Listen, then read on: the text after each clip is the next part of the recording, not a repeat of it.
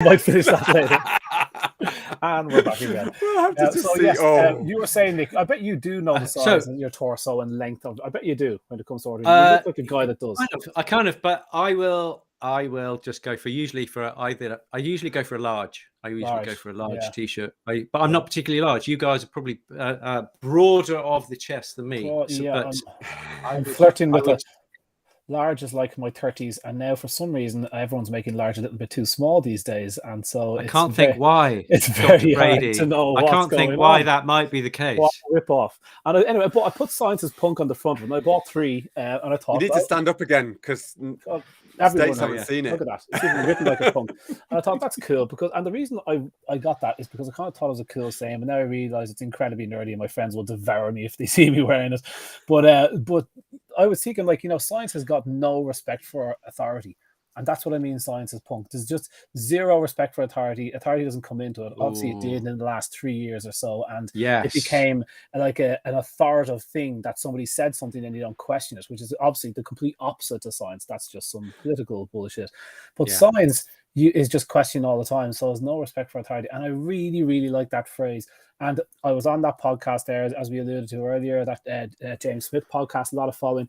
And, it goes down pretty well on a few different platforms. But on Facebook, there's a couple of mean comments. And I was surprised because, you get these, don't you, when you're doing this stuff all the time. But it seems to be coming less and less onto the page.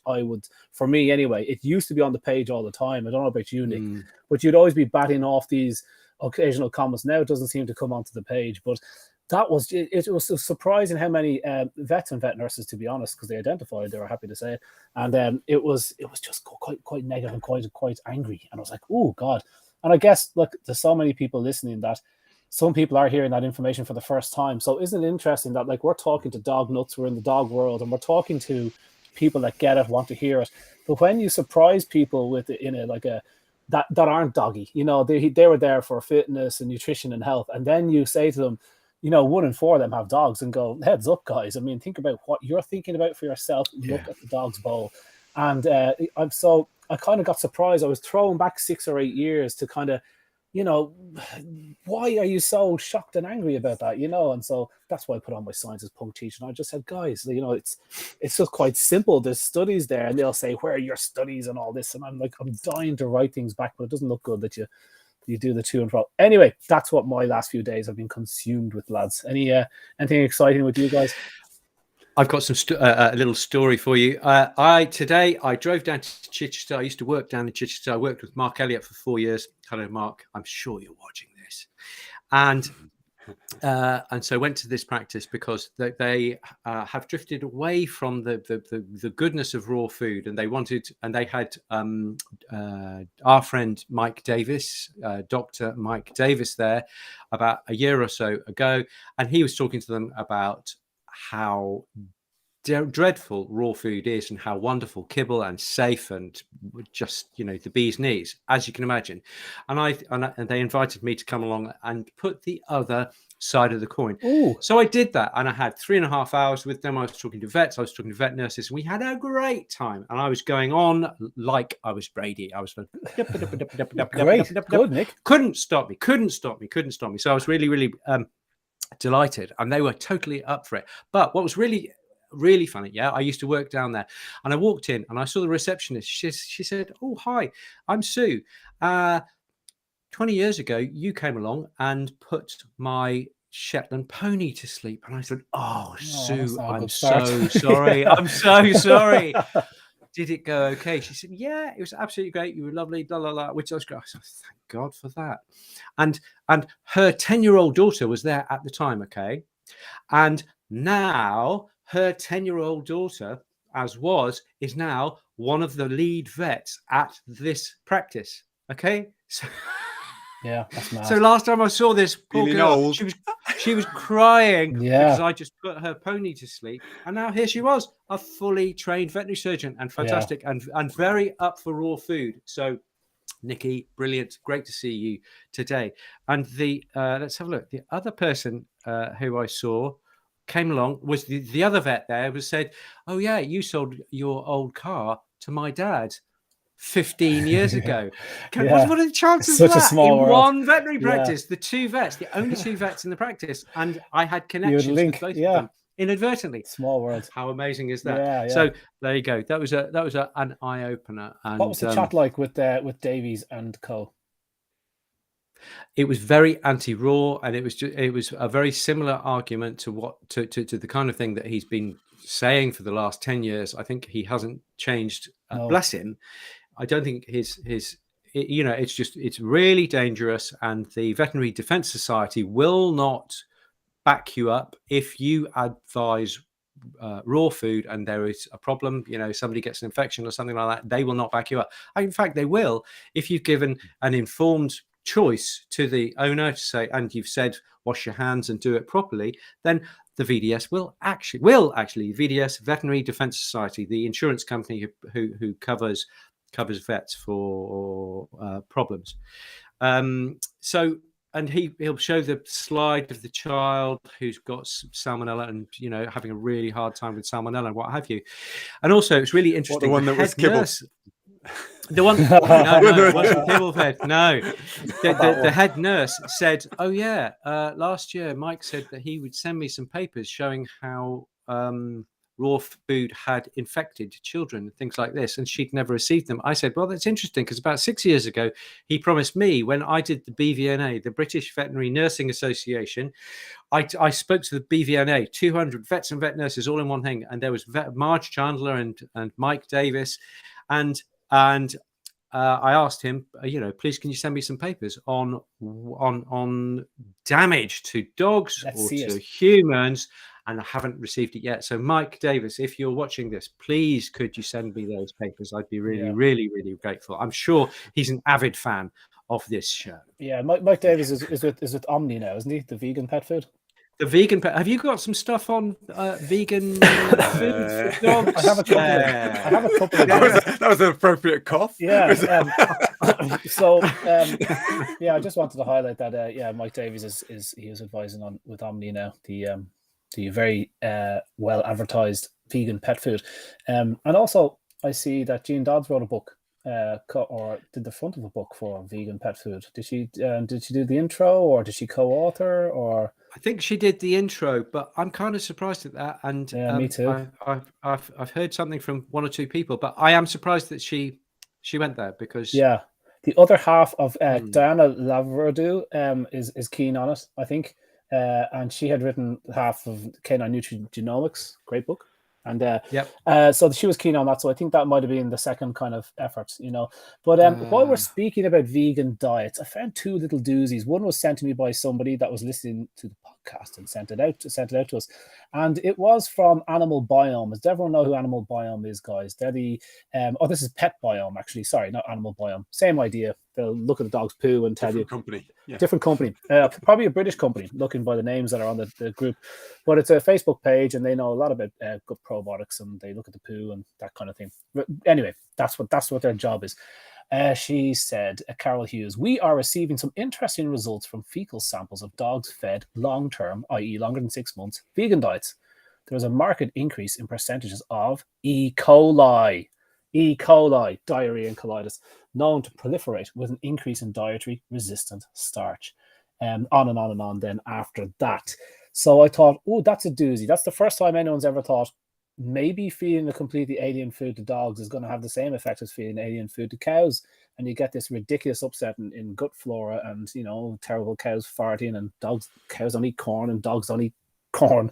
So so that was a problem with the vegan stuff. So I thought, well, that's going to be interesting. I wonder what the long-term effects are in this dysbiosis and higher percentages of E. coli. I haven't seen any studies looking at that, but that would be interesting. But the next one I thought was even more interesting, and that's when somebody was a guy online just saying, "Guys, can everyone please stop eating fake burgers and just like understand that this stuff is awful." He was celebrating the fact that the shares are falling by 20% last year, and people aren't picking up what these companies and Bill Gates, let's face it, is putting down. So they kind of said, right, this very strange stuff, soy protein, which takes a horrible amount of chemicals to grow, monoculture, terribly destructive kind of way of growing stuff. They grow this stuff, then they ultra process the hell out of it in machinery that you can never do yourself. and then they add bits of vitamins and minerals and pretend it's just like a burger now. And then they put it in a heavy plastic box and then ship it across the world to you. So there's no, what benefit to the environment is there on that kind of process compared to a cow eating grass and pooing it out and being part of a cycle, you know? So he just dropped in and he said, and to boot, he said, beef isn't just about protein and fat and vitamins and minerals and all that nonsense. He says there is just so many things going on in meat that don't go on in other plants, such as L-carnitine. And we've all heard of L-carnitine, you know, it's an amino acid, we all assume it's a type of protein. And it's only found in meat, hence carne, which is, you know, hence the name. Hence the name, L-carnitine. Yeah. And so he just drops in, he goes, for example, did you know that more than 50% of vegans present with deficiency in L-carnitine? It's called hypocarnitinemia. Yeah. And 53% of vegans tested in quite a large study, because you're going to have nutritional deficiencies if you're going to go vegan. That's why you have to supplement and be aware of what you're doing. So vegans are usually quite up on their nutrition because they're aware of the bits that could be lacking. But these are amino acids that aren't talked about. And he said there's profound behavioral implications for people that are low in that. And he said here, but also in vegan diets, you can expect the intake of methionine and lysine is significantly lower in this group due to the exclusive consumption of plant proteins, which have a reduced content of these critical amino acids. Approximately 2/3 of carnitine requirement in omnivores come from exogenous sources. In other words, your carnitine is 2/3 of carnitine you need, we are consuming. So you need to get it. The results demonstrate the risk of alternative nutrition with respect to the intake of essential amino acids, particularly methionine and lysine. This was in humans. And I just thought, how interesting. How are the vegan pet foods accounting for this? You know, like what else is in meat that is just so important for a meat eater? And it's just not kind of considered. So I kind of thought, I'm going to go down that road a little bit and I'm going to see, right, what nutritional issues pop up from being on a plant-based diet. And that's like, we're as omnivorous, closer to herbivorous, you know, whereas dogs are as carnivorous as you could possibly hope, and a little touch of omnivory now and again. So I'm going to go down that road and I'm going to see what kind of nutritional deficiencies might pop up, and then I'll see if these vegan studies are looking for that. That's most important. So that wagged my tail for a bit. I'll tell you what, who goes into this in a really big way, and Rach Mack says she's moving house by the sounds of it, and she's packed all the books, and she was almost threatening, saying, don't, for whatever you do, recommend another book. Okay, so Rach, I've recommended this one before, so technically this is not a new one, but I'm just going to re-emphasize, and you guys in the States, you may not have seen this one either. It's by Jane Buxton, Jane with a Y, and it's called, can you see that one? Oh, yeah. The Great Plant-Based Con by Jane Buxton. And she goes through these arguments with respect, but with meticulous care. And her style, gentlemen, you've got to read the book. It's a really, really well-written book because she has these arguments and she just presents them like a dream. Yeah, she's brilliant. So it's a great book to read. If you're interested in veganism, great, good for you. If you're interested in vegetarianism, great, good for you. If you're interested in that argument, it's a really, really, it's a bit like Shanahan. You know, we used to go on about Shanahan a lot. It's of that caliber. It really is very, very powerful indeed. Yeah. So there you go. Bren, any thoughts before we kick off with yeast? We are going to talk about yeast, guys. We are going to talk about yeast, and yeast. I am super conscious we're nearly a quarter of an hour in and we haven't even touched on the subject yet. Some great stuff. I've actually been looking at methylene blue over the weekend. Oh, yes. Some really interesting stuff on methylene blue. No, I think I'll save it for next week because, you know, it's a bit biochemically and there's some great stuff in there, but it is really, really interesting. And no, you don't need to take enough till your pee turns blue. You just need to take a couple of drops. So, do you remember that iodine story that you told, Nick, where if you put a drop of iodine on your skin, if you need it, it absorbs in? Was that you or was that Connor? It was one of you. That's not me, Brady. No, that's not me. All right. Anyway, similarly with methylene blue, they talk about the same scenario, but it is really interesting. You may have heard about nitrous oxide and some people promoting it as something really great for your health in the short term, but long term can cause all sorts of problems. I'm not going to talk about what it can turn gangrenous if you take too much of those nitrous oxide promoting drugs, but it is something that you've got to be aware of. Now, methylene blue is actually something that reduces your nitrous oxide, and they've actually found that longevity wise it is much better for your system than any of the drugs that short term improve that nitrous oxide, just because of the what it does to oxidizing tissues, etc. So nice. Very, very quick. Is nitrous the stuff that they give you when you're having a baby? No, nitrous. Sorry, I said nitrous oxide by accident because it is the stuff that you take by gas. We have got it in the practice as an extra pain relief. Gas and escape. So you were taking it all the time while your wife was having the baby. While eating a tuna sandwich. We were in a baby having, how to have a baby class. What's that called? Oh. Anyway, and the man, and you're there, and they're telling you what's going to happen, and he goes, "And listen, man, you don't have to do too much when the show starts. You don't have to do it. Just don't be standing there eating a tuna sandwich." And I literally, for my first kid, was eating a tuna sandwich, and Elaine never lets me forget it. She was in there for ages, and so tuna sandwich, and then hoofing on her gas. Anyway, tuna sandwich this hand, mask in this hand. Ready to go. Lads, we are the RawPetMedics. You'll find us on patreon.com. We do actually talk about serious topics, and tonight it is going to be about yeast, and we do appreciate any support you can give us on patreon.com. It does help us to focus and prepare for these talks, although the first 20 minutes probably didn't show that. Guys, who would like to start us off? Yeast. I'm going to start you off with by saying podcast. We also podcast, so wherever you normally get your podcast, check us out. RPM. We've got a brand new logo. Thank you, Ellie, for doing our brand new logo. Nice. Check that out. You can listen to us as you walk the dogs or whatever you fancy doing, and off you go. So there you go, podcasts. So what happened was some lovely people came to me, and I was at Crufts on Sunday, all day Sunday at Crufts, talking to people about raw food and all sorts of things all day long. But one guy came up to me and said, "We love what you're doing on RPM. Carry on doing. It's absolutely great." And he said, "Please, could you talk about," he reeled off about 20 things. And one of which really struck out was the yeast thing. And he was saying, "Please, we have a lot of conversations," quote, this is more or less quoting because I had a lot of conversations that day. And he said, "We have a lot of people who talk about dogs got yeast on their skin and we tell them not to feed vegetables." And that went into my head, and I thought, oh, that's not quite right. So very briefly, I'm going to give you my take, and these guys no doubt will give you their take on it as well. But from where I'm coming from, yeast, which is called Malassezia pachydermatous, if you want its Sunday best name, Malassezia comes along as a secondary. All dogs have a little bit of it. All humans have a little bit of it, but it only comes out to play when the skin is unhappy. How do you make skin unhappy? The answer is either you've got fleas or mange or some kind of parasitic infection, or you've got some kind of sensitivity. There's 3 types of sensitivity. Indoor, you can tell I've got this in a list in my mind. Indoor allergens, house dust, house dust mite. You have a sensitivity to those things. Your skin gets itchy, or you're allergic to outdoor allergens, which is pollen, grass pollen, or tree pollen. These are the dogs who get more itchy in the spring, summer, autumn.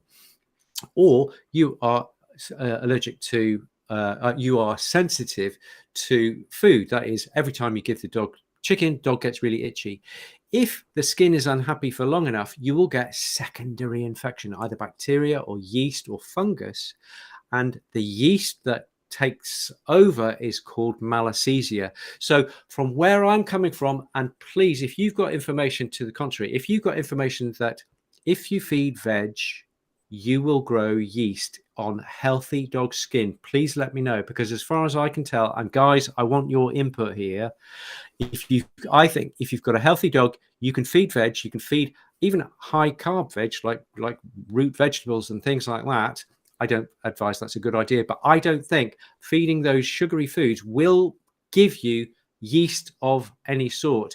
In humans, it could give you Candidiasis, but that's a whole other kettle of fish. And Bren will tell you about the metabolism of Candida versus the metabolism of Malassezia in 1 second, I'm sure. But I just want to really, really get that through, that yeast is only there because the skin is unhappy.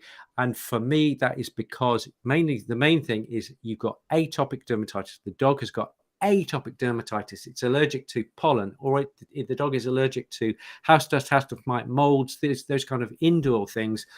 And because it is unhappy, the yeast takes over because it likes slightly warm, slightly red, slightly damaged skin.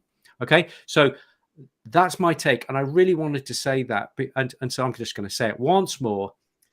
I don't think you can create yeast on skin in a healthy dog, regardless of what you feed that dog, especially with veggies and especially with sugary, rooty vegetables. Gents, your thoughts? So I'd go first with yeast is a very broad, it's like saying fungi. Okay, so yeasts are a subset of fungi, which are effectively small budding single cellular fungal material, and they are a larger group, and you have multiple different types of yeast. Okay, so just to say Malassezia, yeast is Malassezia, is not correct in the sense that Malassezia is a type of yeast, of which there are many types of Malassezia. Pachydermatitis is the one is the one for dogs, particularly in ears, skin, etc., alongside superficial staphs and streps that would be found as commensals on the skin. The ones in the gut are different, okay, and there are candidas within the gut. Okay, these are ones which we would commonly think of as sugar feeders. They are naturally found there in balance with bacteria, but when they get abnormal, you can actually get Candida plaques, and this is something that actually affects dogs as well. I was looking into this because Nick raised the question, is that a problem with dogs? And there is Candidiasis in dogs, and you can get plaques which actually cause increased leaking of gut because of the filaments going into the gut wall and causing irritation. Those are the ones that tend to drive you to need more sugars as well, which is really interesting for humans. So it'd be interesting if it does also drive that desire for sugary, starchy foods for dogs too. But so there are those. There are then the groups of the Saccharomyces, so the Cerevisiae, which is the brewer's yeast, and that's Boulardii is one of those, which can be a really good prebiotic. And that's something that Connor's written a nice little article on a few weeks back, I think it was, on your page. Yeah. So there's a number of different yeasts, each have different purposes. I would say the ones that are in the gut, interestingly, do thrive on sugars. And I think if you get them that sugariness in balance in there, not only is it the yeast, which I think is possibly secondarily an issue, it's actually the other things with starches and sugars and processed foods causing gut issues, which may lead to inflammation, which may then lead to skin irritations, etc.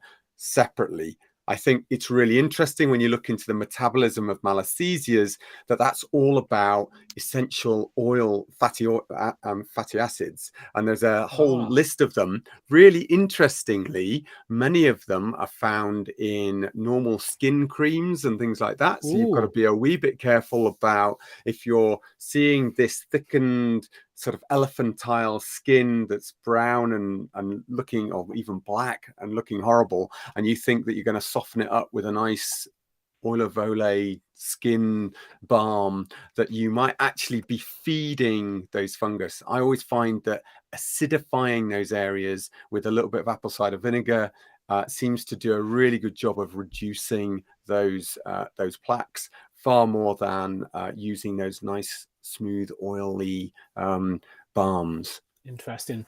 I'll share that paper on the feeding of Malassezia for those people. Rachel Maddox has just asked a question: can leaky gut be a cause for yeast? Well, I'm just gonna go with that for 1 second. Leaky gut will potentially cause inflammation in the skin, which and any disruption of the skin can then cause secondary infection with yeast. So indirectly, yes, Rachel.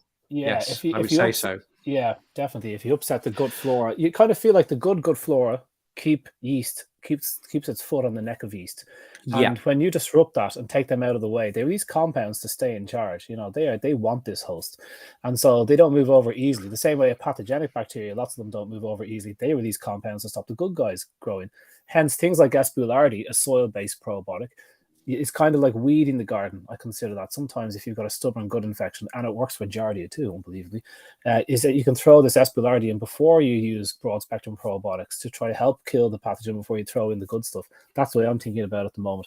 I look at this gut skin axis that goes on, and I often believe that if you've got a little fire in the gut, it's almost inevitable you're going to have problems with the skin. So if you've got a terrible dysbiosis driving huge amounts of inflammation, you're going to see skin issues. So when Nick's talking about a breakdown, something's made the skin unhappy. There's nothing quicker that makes a skin unhappy than an unhappy gut.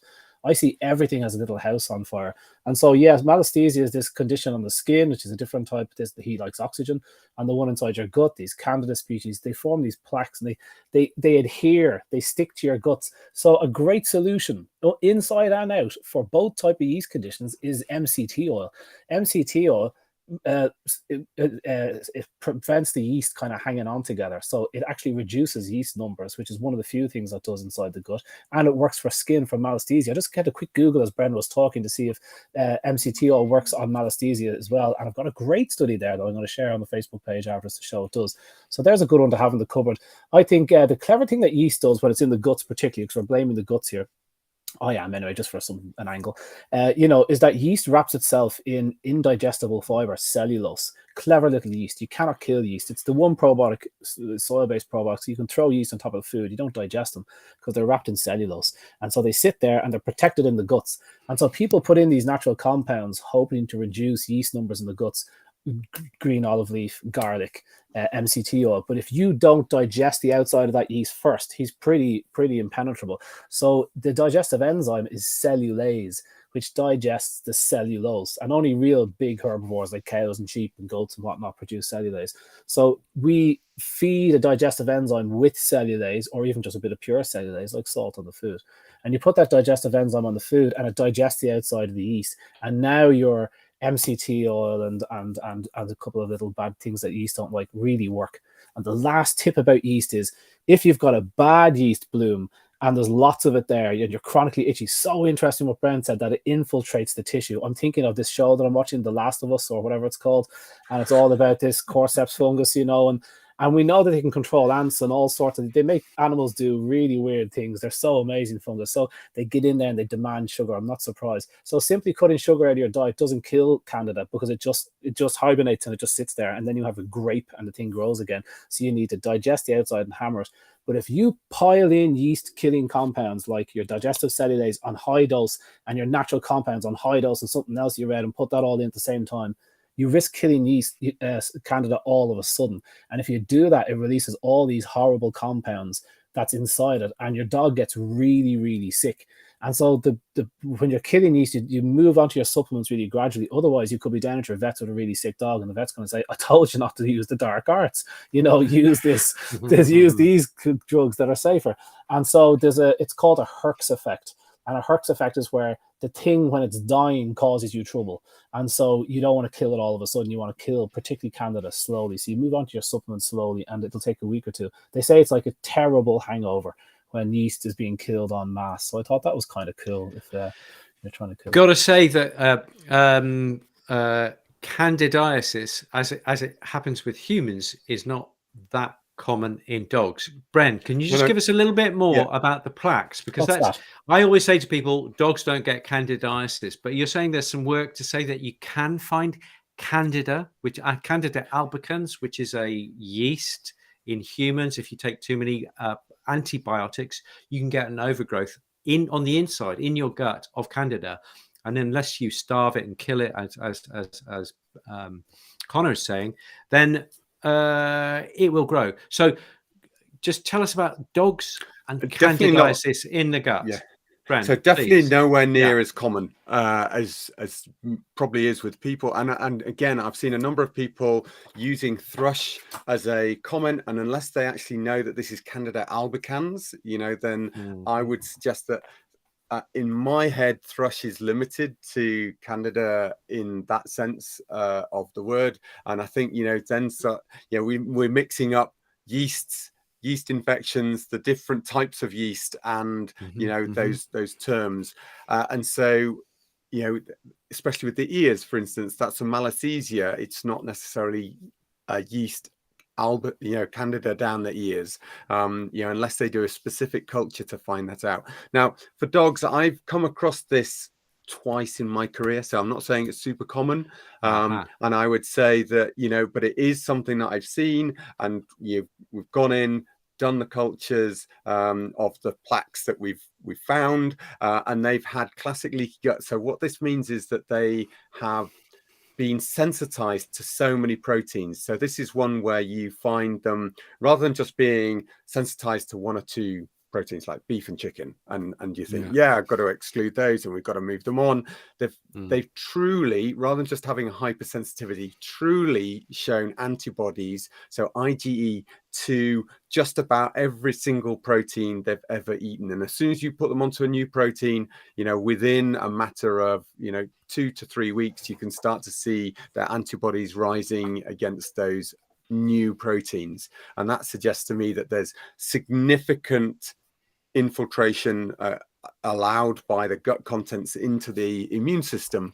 And this is fairly classic for what you'll get with these plaques, where they infiltrate into the tissue and expose the immune system to all of this stuff leaking around them. So I would say not common, but it is noted. And I have seen two, and that's just me as one vet.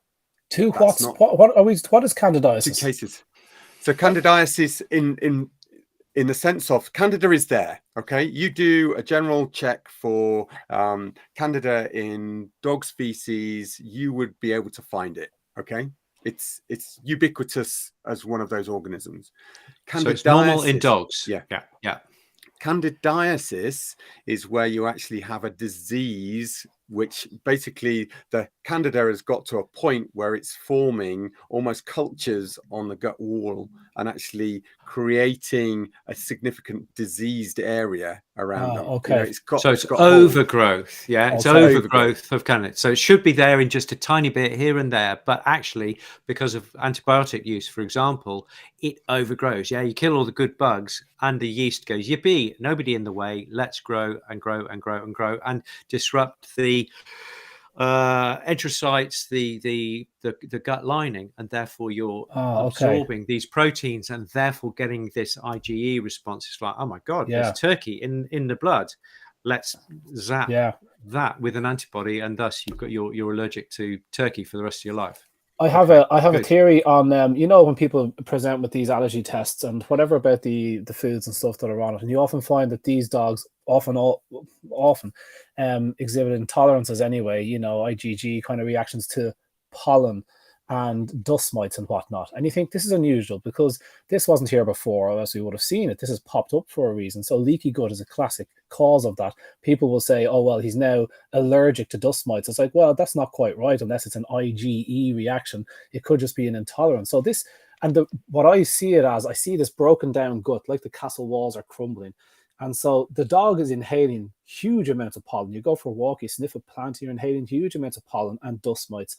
And those go through the food bolus too. And they can sneak down the little broken holes. And that will trigger the immune system as well. Anything that comes through that gap is going to be tagged. It can be a half-digested protein you ate. It can be that was my thinking. Am I anywhere near close to anything there with that?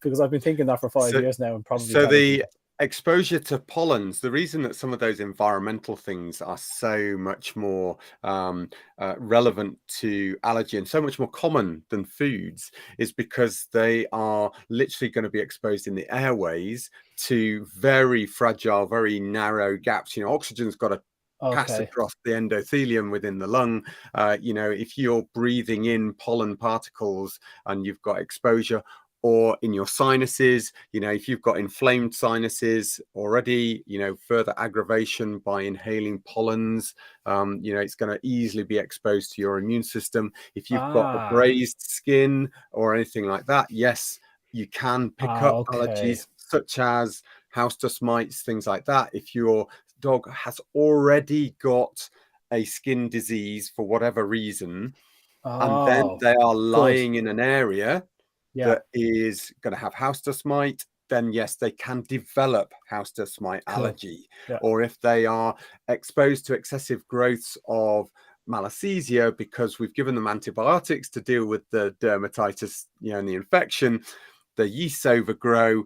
All of a sudden, their broken skin is exposed to excessive numbers of yeast. So, of course, they are going to then risk becoming sensitized to those particular malassezia. Way better hypothesis, that one. Glad I asked you, Ben. Pity I did it publicly, but yeah, excellent. That's really good. I've got two little tips that, as they come to mind. One is that there's a company called FecLab, FECLAB. Actually, maybe you guys do it too. I'm just after it. But there are swabs that if you think your dog has a chronic malassezia skin yeasty issue, then there's swab kits you can buy that are posted to your house that you can swab the dog, and you can put them back in the kit and post them back to the vets. And if there's a chronically high number per whatever space they look at, then they can tell you very quickly and cheaply and efficiently that there's a yeast condition. But your local vet can do it too really quickly, because it's a matter of swabbing these guys and looking under the microscope. Like, it's quick stuff. So my question is, checking for a yeast condition on the skin seems easy enough. How do they check for a yeast condition in the guts?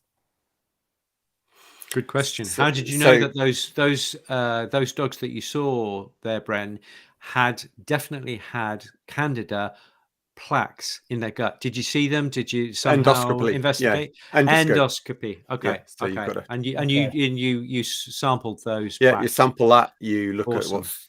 And is the alternative then to go on to a company that, if we didn't want to do scopes and whatnot, we've got a very sensitive little dog. Is the alternative to use a poo sample and take a look at the biome and go, "Pooh, look at your yeast is all over the place"? Is that what you guys do? How do you? I guess that is something more recently that people could do to look at yeast overgrowths. I think it's going to be there anyway, so it's about looking at numbers, isn't it? And that's a very difficult thing when they're doing a lot of these biome things. Are not just doing a shotgun analysis of the stuff. They're doing cultures first. So it's a hybrid, in my eyes, of what's going on. It's not just a mold it off and let's look at the outer coats that are coming out. Why are they culturing? So they culture, and then they take the sample of that, and then they look at breaking that genetic code down in order to look at what's going on. So there are very few labs that I have found that actually don't do a primary culture first. Okay. And then take the scoop of the little thing that's cultured on the disc to look at. And this is one of the reasons why I said the other week, 80% of the gut microbiome is still unknown, because we are stuck in culturing the bacteria first before we then look at what's going on. Do you want to explain to the people what culturing is, just in case a lot of people that haven't gone through it? So you take a sample, okay, you usually put it in a nutrient broth, okay, obviously. So helping the people out, there's going to be some going. All right. What sample of what? Okay. So poo sample goes into a nutrient broth, okay, that builds up the numbers of bacteria that can thrive in that broth. They then take that and put it onto agar plates so that they'll spread that out, and then they'll look at little coliforming units on those plates, okay, and they may even use specific plates which will develop cultures of specific type of bacteria, and they will then take those and actually put those into the machine to determine exactly what they are genetically. Okay. So there are limitations to doing that, to doing the culturing, and I think what we should do, guys, is go over to Patreon and discuss the pros and cons of culturing and the ins and outs of culturing. Yes, and what do you think? A couple of tips for skin conditions, yeasty skin conditions. Yes, okay. Let's do that. That'd be really good. That was quick, guys. That was quick. I think I was rabbiting on to start. That was very quick. Was that the first time we've covered We're yeast? We're still live here, mate. Oh, we are. Okay, yeah. You can tell he's had a heavy day. He's the veteran of. He's going to apologise to Dr. Judy's followers again for being slightly late. Was so bad. That was so bad because poor Judy was made away to Christmas time. We were doing this Christmas thing, and I didn't realise Judy was there. She was in for a 2-hour wait or something, and then something else happened the last time I was speaking to her, and this time the clocks went back in America. They don't go back at the same time as ours, or forwards, spring forward, fall back. So theirs went forwards on Sunday. So I wasn't expecting. Oh, did they? So when I was on I've given them the wrong time anyway for tonight. So I was on that RFDS kind of thing, and then I was just like, "Oh no, there's a tune, gotta go."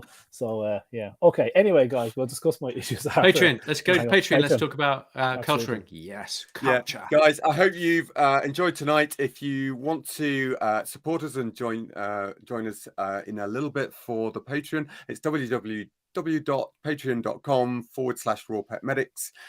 You can also re-listen to these podcasts in their entirety on any of your local services, from Spotify to Amazon to, give us another one. Go on, Nick. Who do you listen to us on? I use Apple.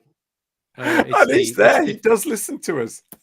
It's the stand. No, it just appears. I've got all my very subversive podcasts. And RPM. I'd love to see that comes up in that. I'd love to see your list, Nick. Yeah, you're welcome to. Yeah, seriously. So it's just the stand. If you've got an iPhone, and what a third of people have, then just there's a button that you press for podcasts, and you just choose. You just put in RawPetMedics, and it will take you there. It is not complex. I can do it. It's not complex.